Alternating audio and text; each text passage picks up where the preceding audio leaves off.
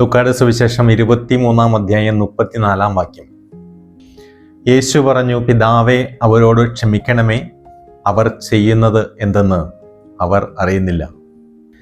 മാപ്പ് കൊടുക്കാൻ എല്ലാവർക്കും ഒരു കാരണം വേണം. ഈശോ കണ്ടെത്തിയ കാരണം അവർക്ക് അറിയില്ല, അവർ അജ്ഞരാണ് എന്ന കാരണമാണ്. കാസർഗോഡുള്ള ഒരമ്മ വിധവയാണ്. ഒരു മകനുണ്ട്. മകനെ വിവാഹം കഴിപ്പിക്കുന്നു. വിവാഹശേഷം വേറെ പുതിയ വീട്ടിൽ താമസിക്കാനാണ് മരുമകൾക്കും മകനും ആഗ്രഹം. ഈ അമ്മയും പുതിയ വീടുണ്ടാക്കാനായിട്ട് സഹായിക്കുന്നുണ്ട്. അങ്ങനെ ഇരിക്കെ കനത്ത പേമാരി വരുന്നു. ജോലി കിട്ടാൻ യാതൊരു നിർവാഹവുമില്ല. ഈ അമ്മ മകൻ്റെ വീട്ടിലേക്ക് അല്പം പണം കടം വാങ്ങാം എന്നുള്ള ധാരണയിൽ ചെല്ലുകയാണ്. നല്ല ഒരു സ്വീകരണം അവിടെ കിട്ടി. സുഭിക്ഷമായ ഭക്ഷണവും കിട്ടി. പോരാൻ നേരം കൈനിറയെ പണവും അവർ ഈ അമ്മയ്ക്ക് കൊടുത്തു. ഒരു മരപ്പാലം കുറുകെ കടന്നിട്ട് വേണം ഈ അമ്മയ്ക്ക് തിരികെ പോകാൻ. ഈ മകൻ ഈ മരപ്പാലത്തിൽ എത്തുന്നത് വരെ അമ്മയെ അനുഗമിക്കുകയാണ്. മരപ്പാലത്തിൻ്റെ മധ്യത്തിലെത്തിയപ്പോൾ അമ്മയെ ഒഴുകുന്ന വെള്ളത്തിലേക്ക് തള്ളിയിടുകയാണ്. ആ സ്ത്രീ മരണപ്പെടാതെ എവിടെയോ കരക്കടിഞ്ഞു. കോടതിയിൽ കേസ് വന്നിരിക്കുകയാണ്.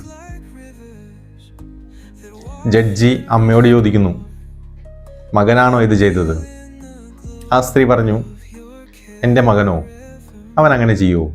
പരാതിയില്ലാത്തത് കൊണ്ട് കേസ് തള്ളിപ്പോയി. കോടതി കഴിഞ്ഞ് പുറത്തേക്ക് ഇറങ്ങിയപ്പോൾ മാധ്യമപ്രവർത്തകർ ഈ സ്ത്രീയുടെ ചുറ്റും കൂടി. എന്തുകൊണ്ടാണ് പരാതി ഒന്നുമില്ല എന്ന് പറഞ്ഞത്? ആ സ്ത്രീ തൊട്ടടുത്ത് നിന്ന മകനോട് ചോദിച്ചു, മകനെ, നീ എന്താണ് അങ്ങനെ ചെയ്തത്? മകൻ ഇങ്ങനെ മറുപടി പറഞ്ഞു, വെള്ളപ്പൊക്കത്തിൽ മുങ്ങിപ്പോകുന്നവരുടെ ആശ്രിതർക്ക് സർക്കാർ 20,000 രൂപ നഷ്ടപരിഹാരം പ്രഖ്യാപിച്ചിരിക്കുന്നു. അത് ലഭിക്കാനായി ചെയ്തതാണ്.